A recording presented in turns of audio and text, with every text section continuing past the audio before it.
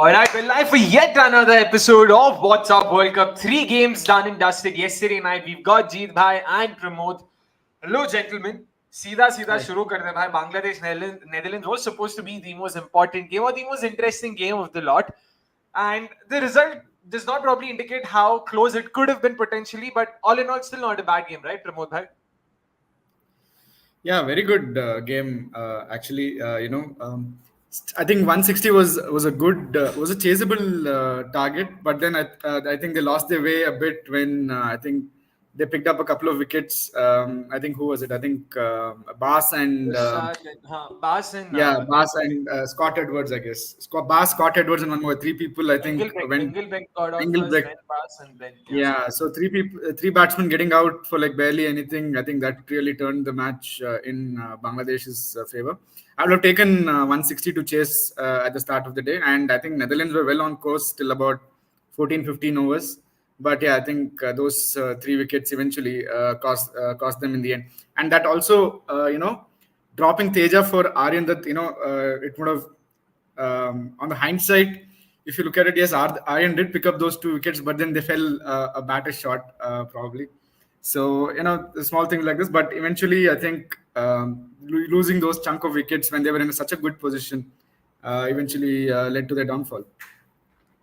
Completely agree there. And like Pramod had mentioned, till the 15th over, they were well and truly in the game. In fact, some might even say ahead of the game. 49 needed of 33. It was in their pocket. And from there, the equation sort of came down to 43 needed of 18, thanks to a 16th over maiden by Mustafizur. Sorry, a 17th over maiden by Mustafizur Rahman. That completely turned the tide in Bangladesh's favor. Let's just have the match summary out. For those who weren't able to catch the game, of course, Bangladesh batted first. Netherlands won the toss and opted to field. Aryan Dutt causing some early damage there, got rid of Nazmul Hassan Shanto in his first over, and then later on Litton Das as well in his second over, if I'm not wrong, picking 2 in the power play, getting Netherlands off to a good start. But then opener Tanzil Hassan and, of course, the experienced Bangla Southpaw Shakib Hassan, they sort of got together and stitched a good partnership that ensured that Bangladesh would get to a respectable total. Shakib in particular being the highest run scorer. And Jeet, let's come to you over there in terms of the change that Netherlands made. Like Pramod bhai mentioned, Aryan that came in for Teja. We discussed the change, but we'd spoken about how Vivian Kingma would most likely be the casualty there. They decided to go with a batter shot instead. In hindsight, of course, do you think they probably could have stuck to having enough batting options? Do you think they were a batter shot in general yesterday? They potentially was. So even a few days ago, when I was like, when I think we had received a question on whether Aryan Dutt should play. At that time also, I was like, if he has to come in, then he has to come in place of Vivian Kingma. Because if you're looking at Aryan Dutt as an option, it means the opponents have got left-handed batters. And if they've got left-handed batters, then that kind of nullifies Vivian Kingma's trend, because he's somebody who likes to shape the ball back into the left-hander, so they should be able to capitalize. This is exactly what happened today. They persisted with Vivian Kingma, and sadly it was Teja who went out, who could have been a very good value addition, or could have been a very good batter to have, because of course that one batter was required at the end of the day. But with Vivian Kingma, those balls coming back into the left-handers didn't really pan out well for him. That's exactly why I thought that should have been the ideal change, because they had enough pace reserves to kind of make up for it. And of course, if you have Aryan, then you're probably squeezing out at least 3 overs out of him. So yeah, it's not only about in hindsight, but this is something I discussed previously as well. That would have made more sense. But they wanted to stick with Kingma because you wouldn't really have somebody performing really well in every game and then just leaving him out for matchups. That, as much as you would want, it doesn't happen in the real world. And I've kind of been through that. So fair enough, in hindsight, yeah, maybe they will regret that particular move, but let's see. Yeah, but valid points those as well. Prayash also going on to say, without lateral movement off the deck, Dutch pacers did not pose much threat at all. In fact, 9 overs between Logan van Beek, Vivian Kingma and Bastelida caused him 94 runs. They weren't able to pick any wickets as well. Sure, the surface was also a lot more conducive to batting. There wasn't too many demons in the pitch that way. And also there was clearly wind blowing in one direction. You could sort of feel that it's right next to the shores. So that also sort of adds, of course, to the visual experience. But all in all, it makes batting that much more easier over there.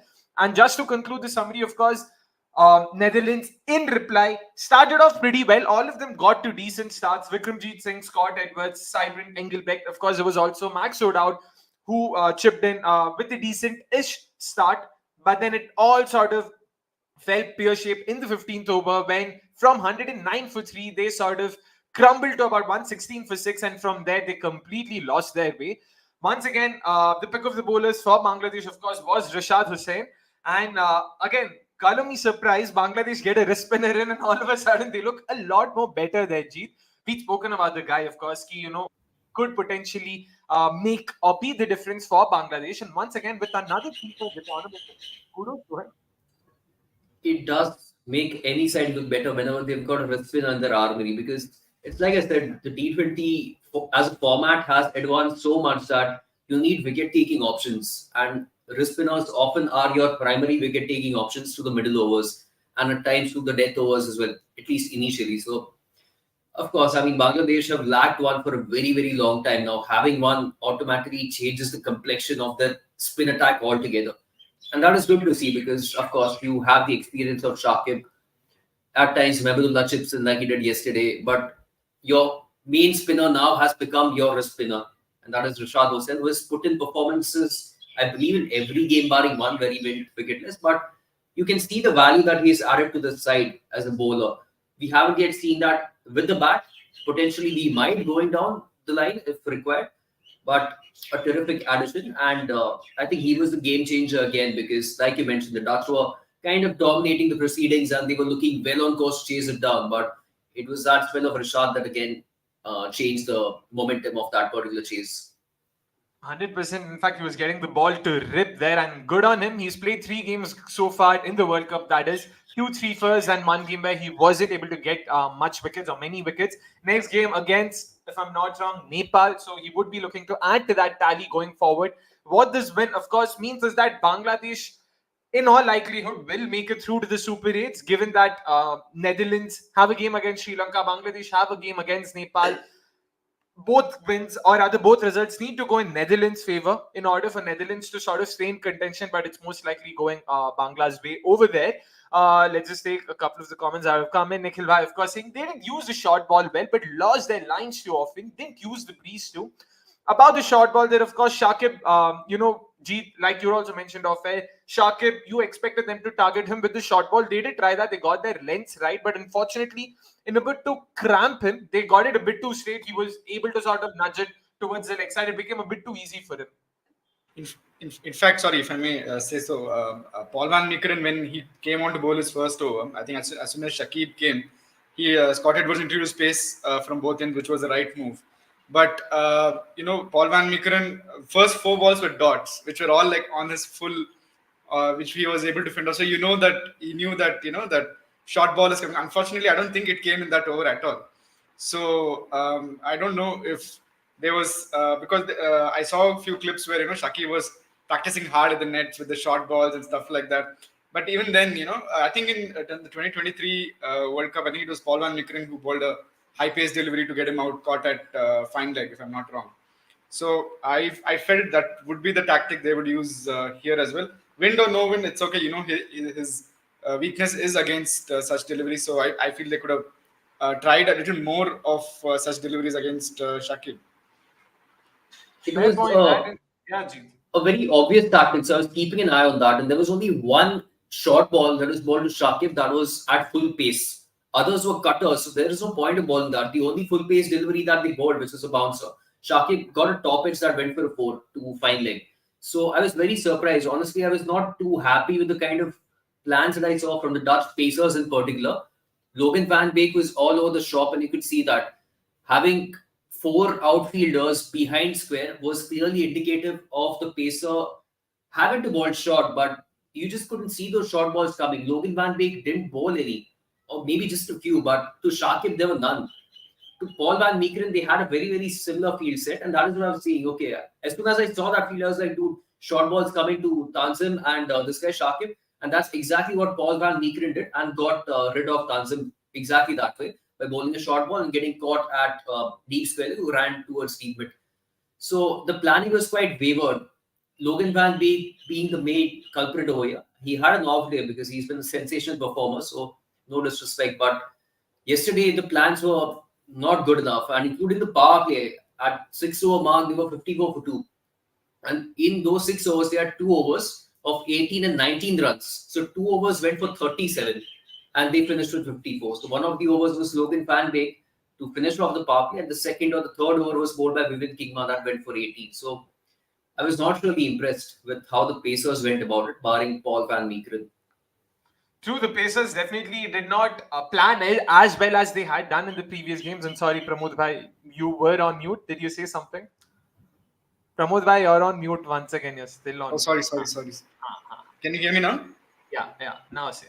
Also, I feel the Dutch panicked a bit given that Vivian Kingma could only bowl 2 overs in the power play. They usually bowl him out right at the start, so that they had to make up for those 2 overs. I mean, they had 5 other bowlers who could do it, but then losing out on 2 overs of Vivian Kingma, potentially he goes for something like 20 to 24 runs in his spell. That's what he's gone for in the last 2 games. So I think that too sort of affected their plans a little bit.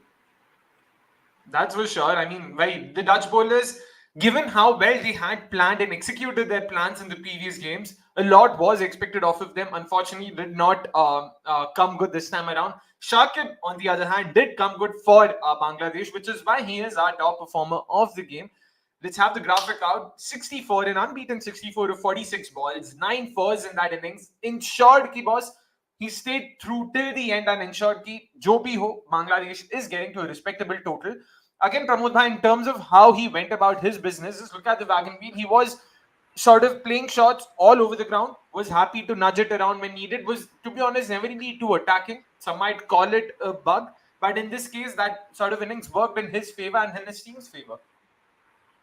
Yeah, exactly. We just discussed this, that Shakib's Achilles heel, if you want to call it that, is the high pace short ball that he struggles against in the past. So once he sort of negated that and became a little more comfortable, I think he's too good a player to not make use of those starts and get a decent score on the board. Although he batted till the end, which was excellent to see. 160 was, I feel, just about par on this wicket. Any other team probably may have chased it down, but without Shakib's innings, of course, you're not even going to get past 150. So very crucial innings, and he showed the value of the experience that he has. He's going to come good at some point. That's the frustrating part about Shakib. He comes good, and then he has a couple of poor knocks here and there, and then when he's on song, he's one of the best batters in the world. That's definitely for sure. Goes without saying, of course. And Prayash also going on to say, I'd count Netherlands out of contention now with their net run rate. If Nepal somehow pull an upset off tomorrow morning, which is of course against South Africa, then it will be a straight knockout between Nepal and Bangladesh. That's true. So fingers crossed something like that happens, of course, tomorrow. Anyways, that's that from the first game, and we still have 2 more games to talk about. The second game just ended before it even began. England versus Oman. We thought the Australia-Uganda game was fast. The Australia-Namibia game was fast. Oh my goodness. यहाँ पे तो England had clearly decided कि आज ही हम लोग अपना net run rate सुधारेंगे and we'll get okay, just skip this game. Just skip this game, man. It's fine. I wish, but let's just have this summary out. There's not a lot to summarize. In all fairness, Oman, of course, being asked to bat first after England won the toss, did not get off to a good start, could not really continue anything. When you thought, okay, the express paces are done, now they'll get to face spin, so maybe it'll be easier. Adil Rashid was having none of it. He was like, hold my beer. I'll make sure I get all of them and get done with the innings ASAP. 47 is what Oman bundled out for in 13.2 overs. Shoaib Khan being the highest run scorer, he scored 11 runs. Importantly, got to face 23 balls. And that's as much as it can be said about the innings. On the other hand, for England, Adil Rashid, Jofra Archer, Mark Wood, 4-3-3. Just amongst the 3 of them, all 10 wickets being shared. And that was it in the first innings. In reply, England started off on a bloody canter. Phil Salt hitting the first 2 balls of the innings for sixes before getting bowled. And if that wasn't enough, then Josh Butler came into the picture. Later, Johnny Bairstow came in. 2 balls, 2 bounties, ensured England won the game in just 19 balls with over 100 balls to spare. Not something you hear often in T20 I's played amongst test playing nations. Guys, quick thoughts. Oman once again, another change in the opening pair. 4 matches, 4 changes in the opening pair. Once again, this time around, Naseem Khushi was let go off, and it was Kashyap Prajapati who made sort of his place in the 11. Pramod bhai, let's start with you. Just nothing went right for them over there. Yeah, I mean, they had like 2 or 3 highlights in that entire game, Oman. They started off well. I think Athawale, charged down to hit Jofra Archer for a Jofra, 4. yeah. And then Akib Ilyas hit that beautiful cut shot as well. I think that was it. I think other than that, what is there to talk about this batting at all? I mean, there's nothing.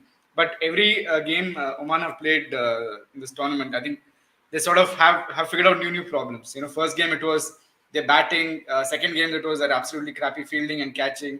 And third game against England, against Scotland, I think it was again their bowling was terribly exposed over there. And again, fourth this game again they've gone back to being poor with the bat once again. So nothing's really gone well. The only opportunity they had probably was to beat Namibia. They were in the game against Australia for a little bit. So I think those are the only takeaways for them from this tournament. Otherwise, it's been a really ordinary 4 games for them. Of course, and Jeet, by this you can chip in here. Usually with teams in tournaments, they tend to take their time to sort of get that momentum. Matlab in the tournament, over the course of time, they figure their 11 out and then they sort of do well. With Oman, they've progressively gotten worse. Their first game was their best performance. Against Australia, they were still competent. Against Scotland, they were just blown away. And then what even do we say about the England game there? And the issue was not only at the top of the order, it was down the order as well, where they had started with Mohammad Nadeem in the first game. He had no role to play in the first game. So they got rid of him and got Shoaib Khan. Shoaib Khan backed it up, so they removed him and got Rafiullah in for match number 3. Rafiullah got a duck, they removed him again for this game, and Shoaib Khan came back into the side. So that showed how muddled the thinking was. And that is something very common when a team starts to lose as well, and with associates as well in particular. It's a very common thing where they chop and change very quickly. So I was not really surprised with these kind of things really happening. Even Shakil Ahmed went out, which is still, I could understand that. But that is where I would, kind of question why did Fayaz but not even start in the very first game. You've got a very experienced pace trio, and Fayaz but completes that trio. So how did he not even start and only got 1 ball at the end? That's all his contribution was, barring a few deliveries with the bat. That's it. So maybe the planning could have been better right from the get-go, right from game 1 itself, and you had the warm-up games to kind of figure that out, to figure out your playing 11 and see what combination is working out. But certain spots are fixed.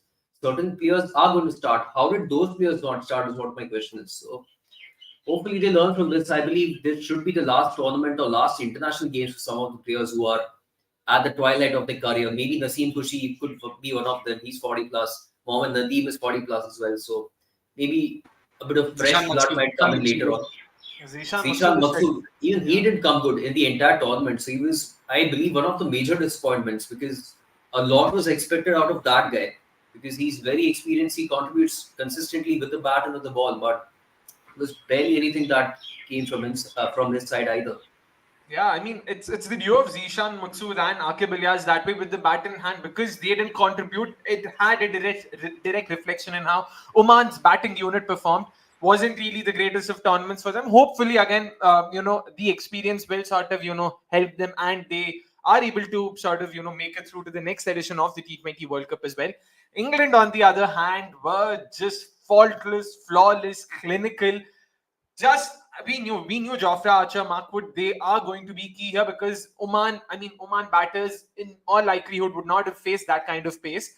And you knew what was coming there. It's not like Markwood is going to bowl you full deliveries. Jofra Archer is going to gift you some half volleys there. Jeet, let's start with you on that. Let's look at the lengths they bowled. Nearly over 70% of the deliveries they bowled were shorter than 6 meters, including each of the 6 wickets that they got. Everything was of the hard length or shorter deliveries. Clear plan, executed to perfection.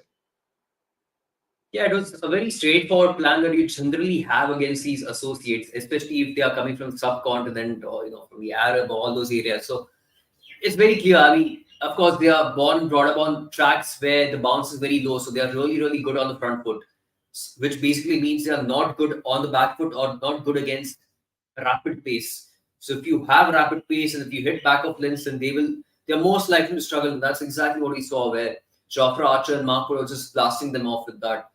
So all in all, a good day for Mark Wood, good day for Jofra Archer, Adil Rashid, of course, taking those 4 wickets and demolishing them very, very quickly. Only 2 players, I believe, could not really have any contributions for England. Both were RCB players, Reece Topley and Will Jacks. But besides that, a pretty good day altogether for England. And they knew when, coming into this game, it was a very straightforward equation for them. And that's what I mentioned yesterday. Just win the toss, bowl first, look to blast them out for like 60, 70 and chase it down in 5, 6 overs. And they were even better than that. So a very straightforward one. And now, sadly, the equation has changed massively for Scotland in order to make it through. And all those talks of having Fayaz Butt in the team, one ball he bowled, one. He bowled one. There's one ball in The entire tournament. Wanted him away over there. It was like, अबे हट, side to side मेरे को Super 8 में जाना है. But of course, is there any chance of Scotland qualifying now? Of course, they still have a chance. It's still very much in their hands, so to say, if they are able to defeat Australia, that is. Nahin to it does seem a bit dicey because they play Australia and England play Namibia. Odds of both games are stacked heavily in England's favour. I mean, results of both games are stacked heavily in England's favour. So it'll be difficult. Jeet, you spoke about Adil Rashid and his 4 for, which is why he's also our top performer of the game. 4 for 11 in his 4 overs. Sure, not a lot of the wickets were of big names, so you might wonder why him. Also because he's been consistently bowling well in the tournament. पहले कभी मौका नहीं मिला था, so इस बार कहीं ना कहीं उसको भी देना बनता है वहाँ पे. Pramod bhai, let's start with you. Again, the control that Adil Rashid possesses, that googly in particular, they had no answer to it. Yeah, we've been speaking of Zampa all this time in our shows. I think today was the day we really saw what Adil Rashid can do in this tournament. Yeah, I mean, just those, the Oman batsmen were as it is confused with his normal leg breaks, then you add another googly to it. It just makes life difficult for them. But I think the damage was already done by the Pacers. So I think what Adil Rashid did was he just finished the job for his team. Kept them to under 50, and eventually the batsman just took them home. But yeah, an excellent spell by Adil Rashid. It's good that he's come good in this stage of the game. Next, they have to face Namibia as well. Namibia batters are actually decent players of spin, so that could be his another good big test for him. That's for sure. And again, Jeet, in terms of plans and execution, we spoke about Pacers. Same goes for Adil Rashid. Just look at the sort of the way he sort of was able to, just stick to what needs to be bowled. All 4 wickets coming off of good lengths over there, just like the Pacers as well.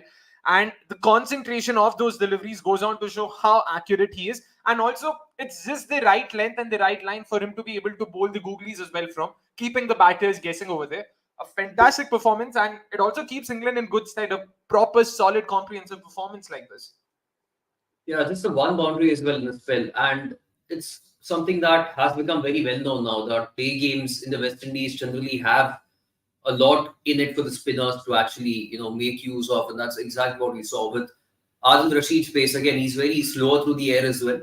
So he gets a lot more purchase off the pitch. So all his leg breaks and googlies were turning very, very sharply. And all he had to do was put it in the right place, have the right line and length, which is never an issue with Adil Rashid. I remember he had actually these issues probably like 4 or 5 years ago. The consistency was the big complaint that people used to have with Adil Rashid. But he has improved a lot over the last maybe 3 years or so. And we're seeing that actually work in his favor. And he's now become a consistent player in the particular side. In every white ball format for whichever team he plays for, even in the franchise leagues, he's become that go-to guy because that is how much he's improved over a period of time. But fantastic. He just capped off the tail as well, I believe. He got Khalid Kair's wicket and then the other 3 were Mehran, Fayaz and Kalimullah. So it was a walk in the park for Adil Rashid. 100% a proper cleanup job there, ensuring कि कहीं से कुछ हो नहीं रहा because earlier in the day, PNG were also sort of down and out 50 for 8. From there, they were able to sort of pull it through till 95. Adil Rashid wasn't letting that happen in his presence. So good on him. Good performance by England. And of course, given that now they've all but sealed their spot also for the Super 8s, a performance like this helps them to boost their morale because they will be facing the likes of South Africa and West Indies in the Super 8. So it won't be easy over there as well. So yeah, I mean, all's well that ends well for the defending champions. Time for us to move on to the third and the last game of yesterday. Afghanistan taking on PNG. Let's have the match summary out first. Papua New Guinea, of course, losing the toss, being asked to bat first. The same old story playing out again that we've seen, throughout the World Cup. Not really much to sort of look forward to with the bat in hand. A lot of runouts, a lot of harakiri, no hiri, and pun intended, of course. Kipling Doriga once again being the top scorer, 27 of 32. Ale now 13 of 19. Tony Ura 11 of 18. The three sort of batters who were able to enter the double digits with the ball. Of course, it was Fazal Farooqi who first, took care of the top order, the PNG top order in the power play. Then Naveen ul Haq and Noor Ahmed took over not before, of course, the fielders ensured कि भाई कोई कहीं से भी wicket नहीं ले रहा. And in reply, Afghanistan did start off a bit shakily over there. Semo Kamya and Ali now, both of them started off really well. There was also a dropped chance. I'm forgetting who the batter was. Was it Gulbadin Naib himself or was it Yeah, it was Naib. It was Naib. So there was a drop chance of him, Kipling Doriga, missing the catch there. I mean, dropping the catch despite having two shots at it. And yeah, I mean, after that, it was never really a problem, so to say, given the low target, which is why Afghanistan also took it easily. Aram se took their time. In fact, funnily enough, across the two teams, Gulbadin Naib was the only batter to have a strike rate in excess of 100. There was one more, but that was someone who scored 5 of 3. I'm forgetting who the batter was. But for anyone who faced more than 5 balls, he was the only batter who had a strike rate in excess of 100. Going on to show how PNG did not really sort of enter the game, their batting lineup. And of course, Afghan batters took it आराम से कि भाई time लेते हम. Pramod, आप start करिए. Even then, PNG all in all, still not a bad performance, so to say, right? Yeah, I mean, how did they not give a wicket to Rashid Khan? Man? That is excellent performance, if you ask me.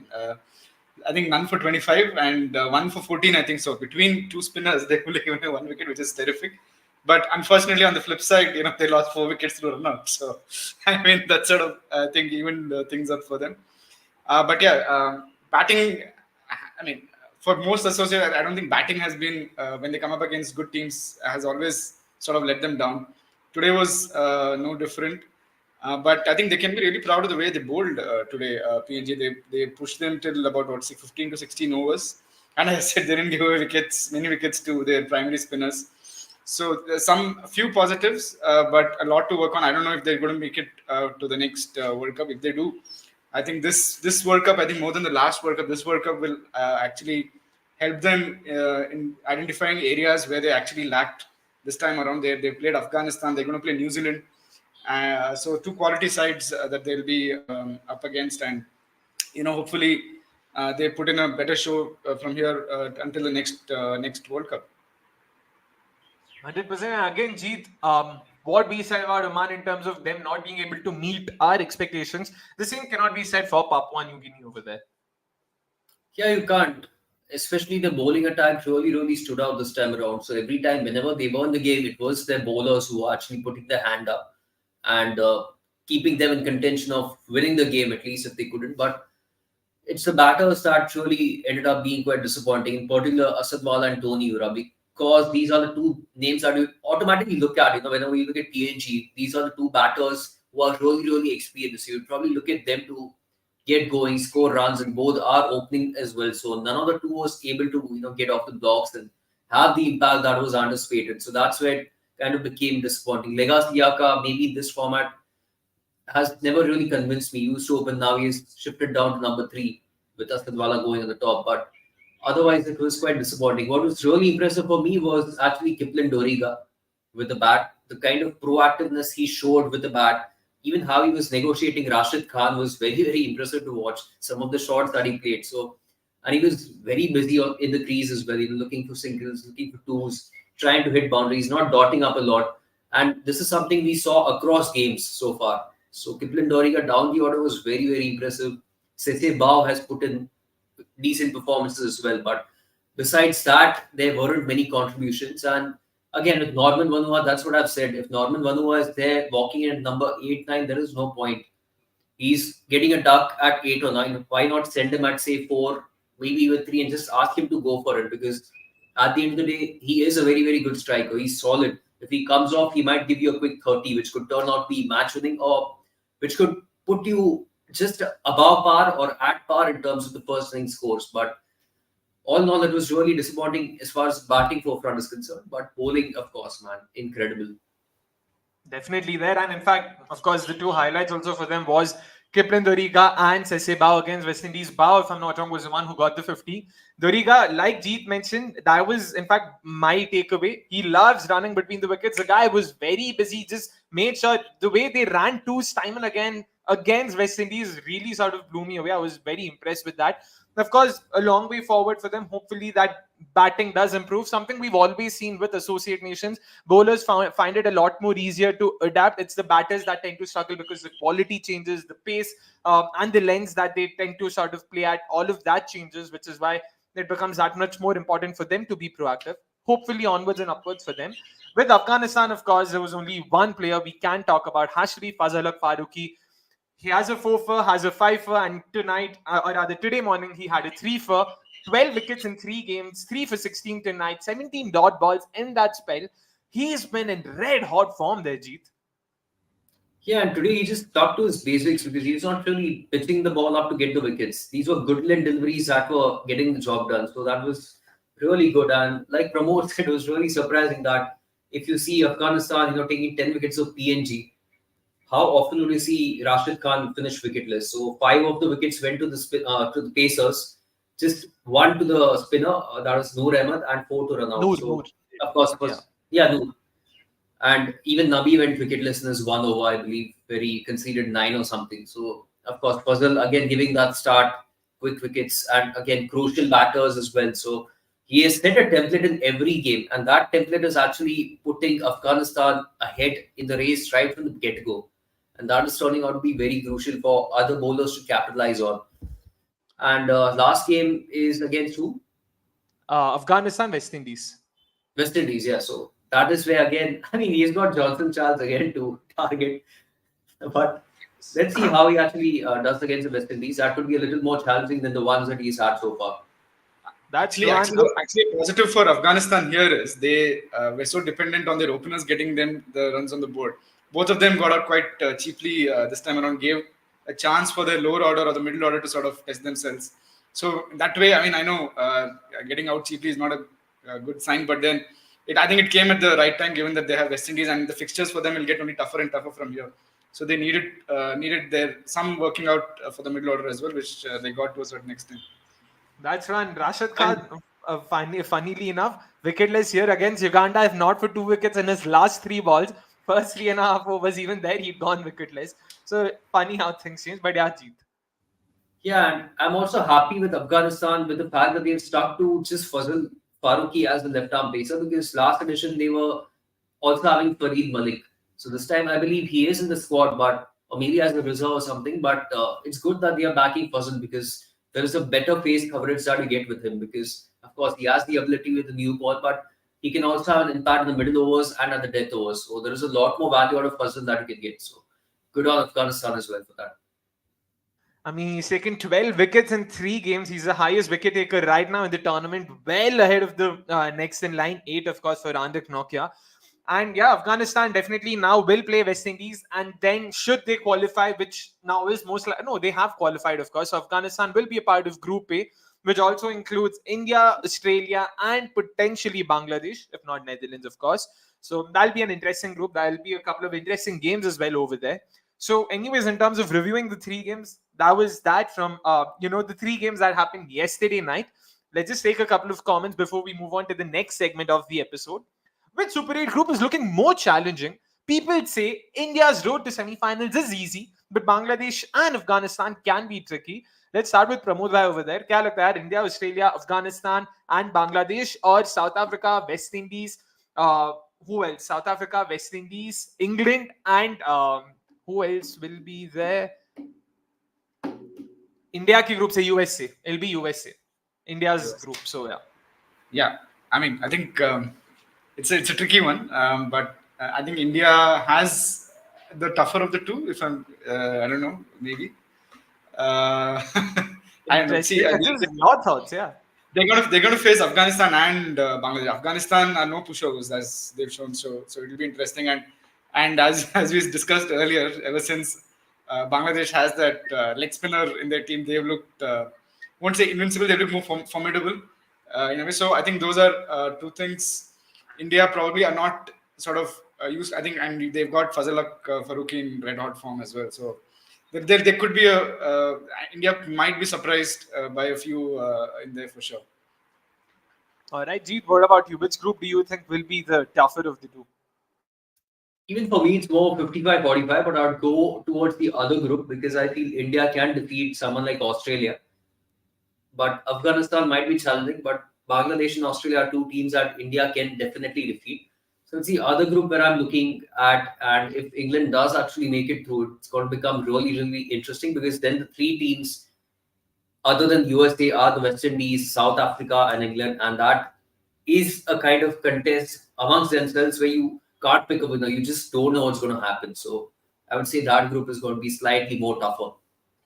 Also, with the India-Afghanistan fixture, my sort of, I wouldn't say issue or concern, but my observation is that Afghan bowlers will definitely be a handful, but I don't see their batters, stacking up well against Indian bowlers. Arshdeep seems to be in good form. So has Siraj. Bumrah, we know what Bumrah does. If Kuldeep comes into the sort of fray, then it becomes even more difficult. So that potentially skews it in India's favor. So for me as well, Group B looks very, very, very difficult. Even more so because had it been Pakistan, you could have still expected, 2 out of the 4, so you don't know. Now, because it could potentially be USA, I know I'm probably jumping the gun here. You would expect the likes of England, South Africa, and West Indies to get those 2 points from USA. So it's essentially going to be a tri series और जो भी आगे जाएगा उन तीनों में से वही मतलब जो भी जीतेगा आपस में वही आगे जाएगा. So it'll be very interesting how that sort of pans out. Nihal Das, meanwhile, saying, do you see Kuldeep coming into the mix from the Super 8s, given leg spinners are performing well? Something I just mentioned. Pramod bhai, kya lagta hai, given that all the games are now going to move to West Indies, Kuldeep should get a look in. Yeah, he definitely should get a look in. But who do you play him instead of? You have to drop Akshay Patel, right? Is there any other option that you can drop? That means it weakens the batting. Pacer. You can go for Siraj. Siraj, probably, yeah. So, yeah, that's the only. But of course, depending on the surface and the conditions, of course, and we've spoken so extensively about the wind playing such a huge role in the Caribbean. We might actually see Kuldeep actually slot in that bowling attack. For sure, it'll definitely be very interesting to see how that sort of happens or what happens over there. Rain in Florida will definitely come from USA's place. Well, by the visuals that we've sort of been able to have a look at, it doesn't seem that any play or any action will happen in Florida this time around. So USA in all likelihood will sort of go through to the Super 8s. Good on them. That also means they qualify for the next edition of the World Cup, something I don't think anyone saw coming. We thought maybe the likes of Netherlands or Scotland might make it through. Who would have seen USA coming in? So nice to see these new teams sort of standing up and of course putting a hand out there, staking a claim. Yeah, now you can see Netravalkar dismissing Rohit and Kohli in Mumbai. So that's the only difference probably now in 26. Fair point. All right. Anyways, that's that from the first segment. Time for us to now talk about social media and what was happening there in the second segment in what we call What's Trending.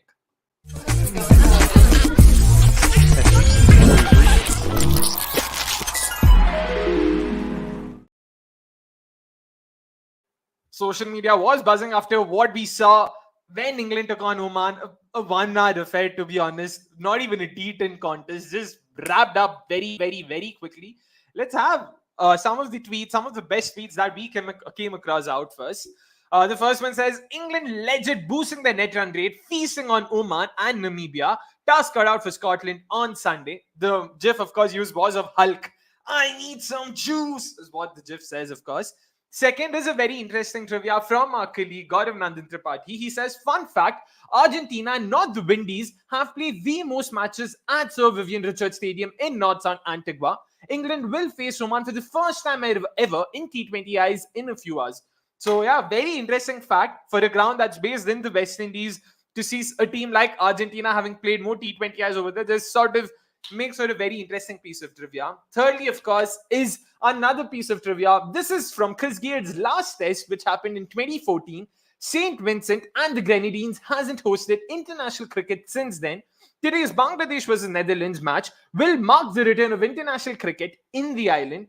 So yeah, and to be honest, I have absolutely no clue why more games haven't been played over there, because visually I was like, hi, koi leke chalo yaar, please just take me there. Literally on the coast, right next to the beach. What a spectacle. What matlab, Gazab experience. So let's hope we get to see more matches there for sure. We will be seeing a few more, if I'm not wrong, in the Super 8s as well. So that was that from, of course, social media and what people had to say about the game we saw. Now, time for us to move on to the next segment where all you guys get chatty and try to guess who the player is. Of course, we're talking about our giveaway contest. Who am I?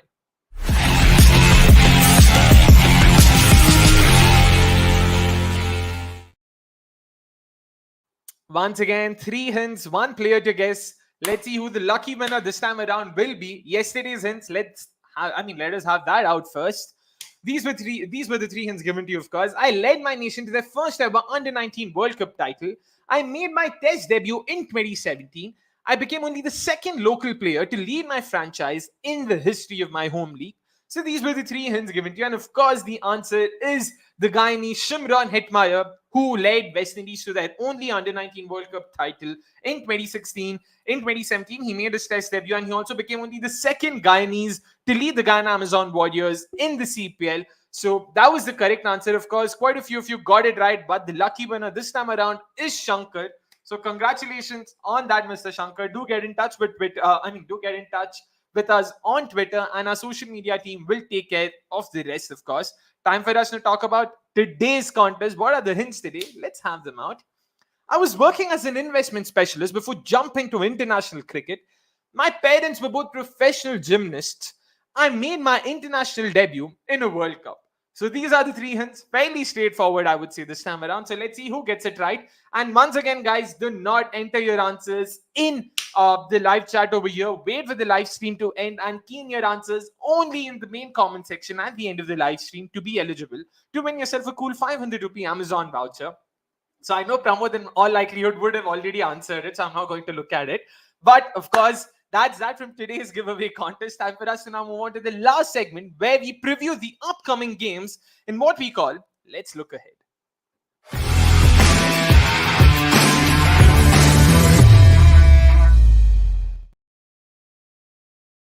All right, looking ahead, we've got quite a few games coming up in the next 24 hours. Here we go. Of course, tonight we'll first see USA take on Ireland in Florida, a game that in all likelihood will be washed out, but we're not sure. Next, of course, St. Vincent will host its second game tomorrow early morning. South Africa taking on Nepal over there. And lastly, Trinidad will play host to the New Zealand-Uganda fixture. And of course, that game happens at 6 a.m. Indian Standard Time. So make no mistake, all the times that we usually talk about are in Indian Standard Time. So please recalibrate it according to your local time zone, of course. Goes without saying. USA Ireland, मन कर रहा है कि भाई बात करना है क्या, बारिश है, छोड़ो बात नहीं करता है, आगे बढ़ो. प्रमोद लाइक हाँ ठीक है चलो let's move on. Rain is the winner. Of course, but few thoughts, of course, quickly to just talk about it, Pramod. Should the game happen, USA start favorites? USA against Ireland, yeah, of course they start. For me, yeah, of course they start favorites. They've been they played much better brand of cricket than what the Irish have this time.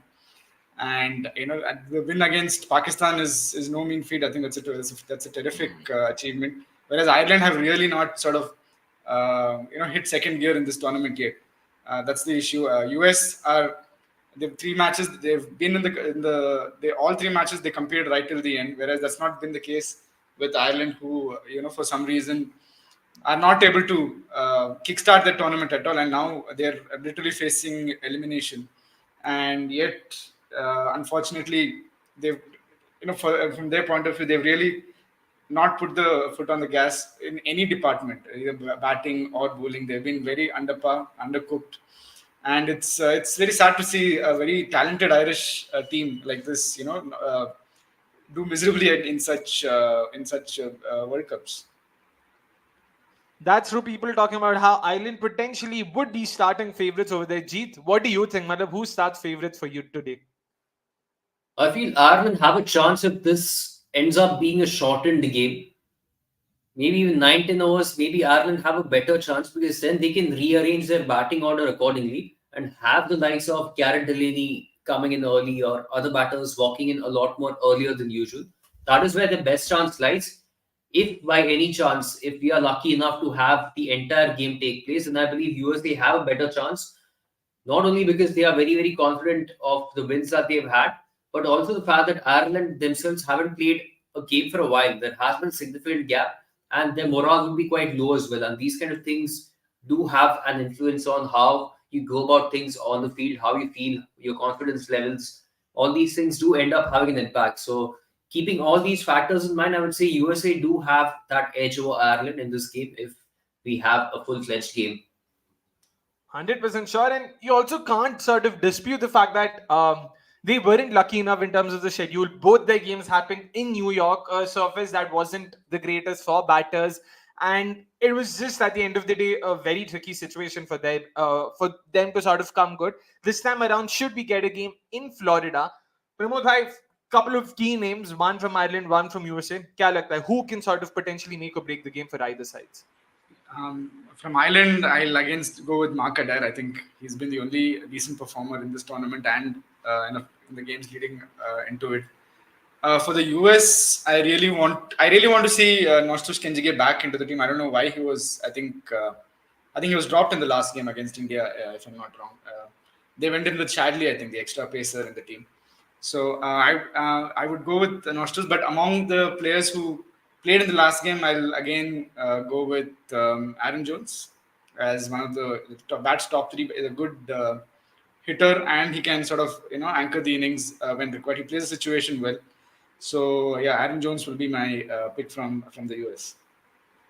Interesting. And of course, about Nostos Kenjige, although I genuinely like the fact that they dropped him because he did have a good performance, but they moved to New York. That game was in Dallas. New York did not really warrant a lot of spinners. So I felt that was a very proactive move. And seldom do you see such moves from, higher teams because they'd be like, Arey, abhi acha khela, so let's go with him and stuff like that. Interested to see, of course, who do they go ahead with tonight against Ireland and Florida. But Jeet, two names for you. Knowing that this venue generally favors the batters a lot more, I'll go for Harry Tector for Aaron. I expect this guy to find some form in this game. And for US, I'll go for Andreas Gauss. Taken my name over there. Interestingly, at least Andres Gauss was a name I was also looking forward to taking. I'll go for Stephen Taylor. He's due a performance, and Irish bowling attack is probably something that he'd also enjoy facing. And let's see if he comes good. I'd really like to see him get some runs under his belt. For Ireland, oh my goodness, it's very tricky. Pramod, sorry, what was the name you took for Ireland? Mark Adair. Oh, you went for Mark Adair. Of course, so rightly, we also have the PC out. You can sort of hit the link in the sort of comment display to sort of see what Mark Adair had to say. But I'll then go with Lachlan Tucker. A lot was expected off of him. So I'll safe bet that way. Let's see this time around at least if he comes good for who is it? For whom? For Ireland, of course. And that's that from the first game. So Stephen Taylor and Lachlan Tucker is what I've gone for. Of course, a couple of interesting names taken by both Jeet and Pramod. Let's see who comes good. And importantly, let's see if we even get a game in Florida, given the rain conditions and forecast over there. Time for us to now talk about the second game that's going to happen, which of course is happening in St. Vincent tomorrow morning, 5 a.m. And that game, of course, is South Africa versus Nepal. Nepal's last group game, no, they also have a game against Bangladesh. Okay, the third group game in that case. Kya lag raha hai, boss? At least New York mein to nahi khel rahe, so South Africa's pace attack won't definitely be that much in contention. But again, everyone bowls in excess of 140. Jeet. I think South African Pacers will continue to have the same impact irrespectively because ऐसा नहीं था कि ये pitch had absolutely nothing for the Pacers as observed yesterday. The fourth ball itself of the match bowled by Kingma, if you observe the bounce he got of that, was something I've never seen before in the West. I know it was a wide delivery, but फिर भी कुछ अलग level का bounces. So what's really again important over here is to find the right lens. So if they continue to hit the same lens that they've done in the US, it will actually work. So you just need to stick to that same thing. Sadly, the Netherlands didn't stick to those lens. They changed their plan, and I don't know what was their line of thinking. But I believe the South African Pacers continue to hit those similar lens that they did in USA, that they'll continue to have the same impact. As far as Nepal is concerned, I believe Sandeep Lavachana is back for them. So he should probably slot straight into the 11. So it should be interesting how it goes because there was a lot of grip on offer for the spinners as well. Tim Pringle yesterday in the first innings and the second innings as well. We saw the Bangladeshi spinners come to the fore. So It's going to be interesting. It's basically more about the South African Pacers versus Nepal spinners over here. That should make the battle really, really interesting. But otherwise, I believe South Africa, of course, have a stronger chance of winning this game. That way, I don't think Nepal would have missed Sandeep Lamuchane a lot because first game was the only game he missed. Second game, of course, was washed out. So Pramod bhai, fair to say Sagar Dhakkal will be the one missing out, or do you see anyone else going for Sandeep? Yeah, most likely. In fact, I was a little surprised to see Sagar Dhakkal in the 11 in the first game, ahead of someone like Lalit Rajbanshi. But I am of the preference. I mean, I think I mentioned it when we were previewing that game as well. I like to see Sagar ahead of Lalit in that game. So, but I was actually surprised to see that actually happen. So, but yeah, I think it's a straight swap unless I think they played with three pacers in Sompal, Karan, and Gulshan. So Gulshan Avinash, will Avinash was also there, na? Avinash Bohra. So they played four pacers in the first game. Yeah, अरे they तो did. यार Oh, मतलब Gulshan pacer- and also all rounder. हाँ. yeah, so I I mean, think, no, I think Avinash, so. In then which case, maybe Pramod can come in for one of the pacers. I think either Sompal or exactly. Karan can out. That way, you have a leg spinner, you have a left-arm spinner, and three pacers. I think plus part-time of Malla, Rohit. Paudel, Yeah. yeah. So yeah, plenty of I think- options there. But yeah, you can ideally Sandeep, if he's coming in, he is coming in, of course, should come in place of either Karan or Sompal. But potentially Avinash might go out, right? I don't think they'll have Karan or Sompal sitting out. It should be Exactly. They're Avinash too then. experienced. Why will they ever drop Karan or I, Sompal? I think that's how they've. I don't know. For the last few games leading up to the World Cup, I don't know if I've seen it right. I think they did pick Bohra ahead of one of them, with the two spinners playing. I think if my memory serves me right. So that's why I went for one of them missing out. It's just that Karan Sompal both had decent outings. Gulshan Jha is an all-rounder, so I don't think they'll want to drop him over there. Avinash Bohra, that way, is probably the only one who can be let go of or dropped, for Sandeep. And Avinash, of course, Prayash, being from Nepal, Yeah, he exactly. goes on Yeah. to say is back to be the death bowler for his Yorkers, regardless of his death. Yeah, I mean, exactly. regardless And of the his way, performance. yeah, and the way I think I spoke about last time, the way he executes his Yorkers bowling round the wicket to right-handers, bowling it Yeah. well way outside Okay. off. So I think those are quite impressive skills that he has. Yep, even Nikhil Bhai Singh Bohra is the designated death overs bowler, so fair enough. It'll be interesting. Prash also sort of very cheekily saying South Africa to play their full strength side. Nepal will also have their team at full strength after a comeback of some leggy. So nicely put there. But it will be interesting, of course, how they go about it. But South Africa, any changes for them? Because Akash here says, would you drop QDK and play Rickleton? His stats are staggering in SA20. Why not him? He's more like a replica of QDK. The guys had a golden duck, a diamond duck, अभी क्या silver ये सब करके खत्म करेगा क्या अपना? Thoughts, Pramod bhai? You can Yeah, probably. yeah. I think a couple of changes for South Africa I would like to see. One is of course Rickleton. One, as many people mentioned in the comments already, I think Gerard Coetzee coming in one for one of the places. Whoever is the more injury prone one, probably drop him to the bench and play Gerard Coetzee as well. I don't know if there'll be room to play someone like Shamsi in the 11. I'm not too sure about that, but worth a go. Chinamen against Nepal. I know how often have they really faced such bowler types, so it could be tricky for them. Yeah, so I think ideally I would like to see Rickleton and of course Gerard Coetzee in the 11 for the last game. Fair point. Now let's see what happens over there. Of course, Jeet bhai, thoughts? Anything you want to chip? I think, of course, we want several changes to happen, but there's a good chance South Africa might stick to the same 11 or just have one change with maybe Shamsi coming in. And that's because it's a new league altogether where now they are playing in the West Indies. So they want to see how that playing 11 stacks up over here. And now all the games will be here. So again, it's a fresh start altogether to see how QDK does and how this pace attack fares on the Caribbean pitches. So they might also stick to the same 11. Maybe one change might be an exception, but I won't be surprised if they continue to back QDK over here as well. Fair enough, of course. And that's that from the second game that happens at 5 a.m. tomorrow morning. Of course, Indian Standard Time goes without saying. Lastly, it's New Zealand, Uganda, and that game is happening live is coming live from Trinidad. It is Uganda's last game. If my memory serves me right, and yeah, it is. They've played PNG, West Indies, and Afghanistan already. Last game for them. Pramod bhai, in terms of this last game, any changes, any experiments that they like to make, or do you think the boss stick to what's worked for them so far, and that's how they'll go? You mean Uganda or New Zealand? Uganda, of course. No, I think. I mean, in terms of balance, I think they figured out in the second game when they included Nsubuga against PNG that is probably their best 11 going ahead, which is excellent. I think they pay the main. I think what I'm most impressed is I've always rated their batters quite highly, but I was very happy to see the pacers also come into this tournament and do very well. There were of course one or two pacers who've been there before, done that, but yeah, at this such a big stage, they've held their own against Afghanistan or PNG for that matter. So that was quite impressive to see. But as far as combination goes, I don't think they warrant any sort of change in my opinion. I think, as I said, they figured out their best combination probably around in that second game, and they did. And I think it was pretty much similar even against Afghanistan. What was the third game? First, in their next game, and yeah, I think they'll Usually pretty much then, of stick to course, the. Afghanistan. Yeah.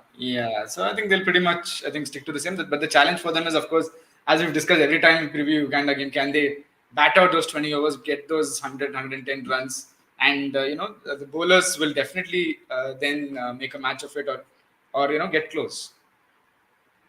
Fair enough over there. And sports fan asking if New Zealand demolish Uganda like Oman, do they have any chance? No, they don't, because they'll still have only one win. Afghanistan and West Indies, both of them already have secured 3 wins. Sorry, not even two. So given that it's not going to happen over there. Jeet, again, Uganda that way, silver linings in terms of their bowling attack, their pacers in particular. There's Frank and Subuga, Brian Masaba, all of them also chipping in well. Probably it's the sort of much anticipated Indian duo, Dinesh Nakrani, Alpesh Ramjani. Those two who've sort of been more of a letdown, right? Anything we can expect from them tomorrow? They had been a complete letdown. Someone like Alpesh at least performed. Dinesh Nakrani didn't really perform. So with him, I can agree. Alpesh was still quite decent with how he went about his job in all the games. But yeah, I don't think there would be any changes either because I believe the only player to have not played or featured in this particular World Cup is Fred Ackland. So I don't think he's going to get a look in ahead of Simon Sistazi. So I think they'll probably stick to that. But besides that, I do believe Alpesh, Ramchani, and all these guys could have a bigger impact on these particular pitches. But and also again, that new ball value.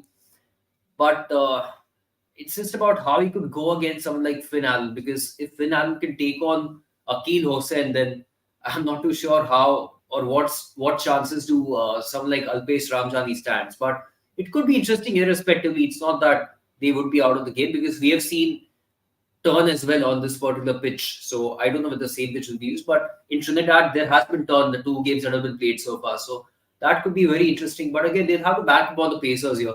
So one of the patterns that I've observed in both these games, especially in the second innings, is how the ball is staying low.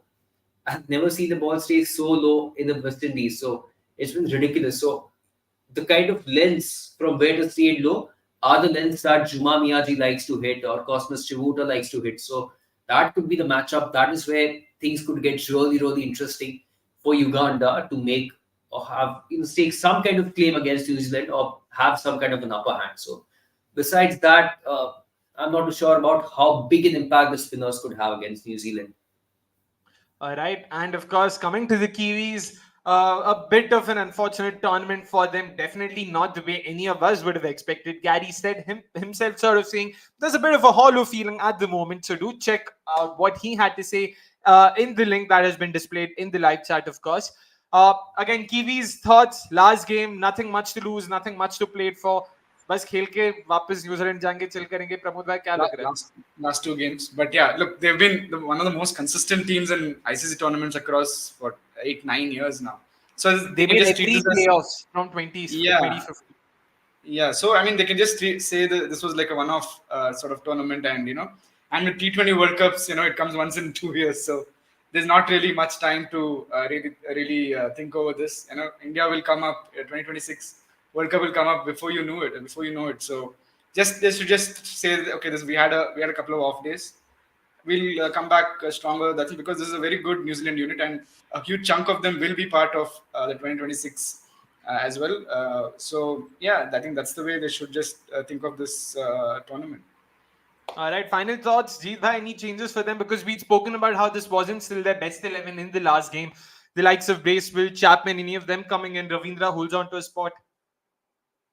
For me, I'll just have Das Mitchell sit out for this one and try out Mark Chapman and see how he goes about it.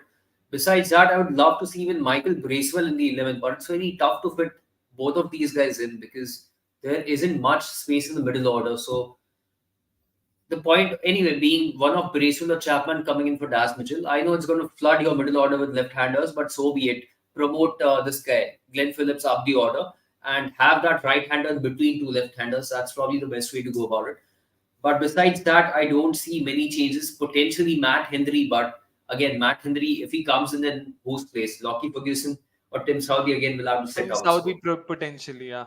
potentially, yeah. But he had done quite well as well. So it's kind of hard to see in whose place could he really come in. So potentially one change, and that should be one of Bracewell or Chapman coming in for, again, potentially Raz Mitchell. Fair enough. All right. So that's it from the third game, of course, which happens tomorrow morning and it's coming live from Trinidad, of course, 6 a.m. Indian Standard Time. And that's it from today's episode of What's Up World Cup. 3 games that we had to preview, 3 games that we reviewed early on. In case you've joined us late, do scroll back and check out what we had to say, what our thoughts were, importantly, what you guys had to say. And in case you forgot, of course, wait for the live stream to end and, of course, enter your answers or your sort of predictions or answers, whatever you want to call it, sorry. Who do you think is the correct answer to today's Who Am I? And you stand to win a cool 500 rupee Amazon voucher from us. It's a goodbye from all of us. Thank you for tuning in. Let's meet you tomorrow. Of course, it's a weekend. For a second, I was trying to think, is it a Friday or a Saturday? It's a weekend. So happy weekend. Enjoy your Friday night out today. Bye-bye.